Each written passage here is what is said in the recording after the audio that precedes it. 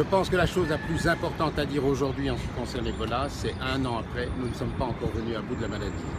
Elle a diminué de manière drastique. On compte encore une quinzaine de cas sur une base hebdomadaire depuis les 3 dernières semaines. Et le fait notable à constater, c'est que les zones d'origine de la maladie sont maintenant vertes depuis plusieurs mois.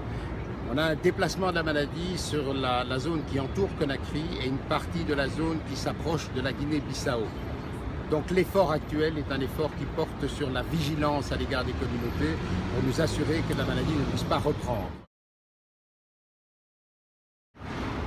Pour l'essentiel, la réponse du PNUD a été de contribuer sur 2 axes. L'engagement communautaire, c'est-à-dire soutenir les efforts d'information envers les populations pour les alerter sur les dangers de l'épidémie et sur les meilleures manières d'organiser la résistance par rapport à elle.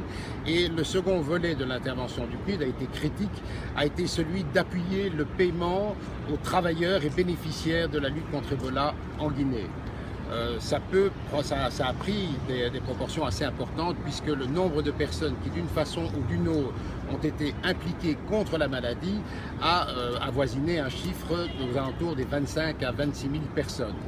Et très spécifiquement, le PNUD s'est investi sur ce qu'on appelle les centres de traitement, qui étaient tous les centres médicaux où étaient pris en charge les patients, les malades de la maladie.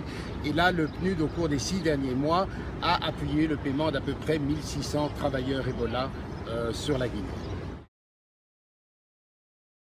Le programme de relance du PNUD en Guinée va s'appuyer sur 3 piliers. Le relèvement socio-économique, les capacités d'appui au ministère de la Santé, renforcer les structures de santé, et le 3e élément, la paix et la sécurité, puisque ces pays, et particulièrement la Guinée, ont un appui social et politique fragile. L'objectif de cette relance ambitieuse, favoriser la résilience, faire en sorte que ce pays puisse se doter des armes qui lui seront nécessaires pour prévenir toute forme d'épidémie à l'avenir, et plus particulièrement celle d'Ebola.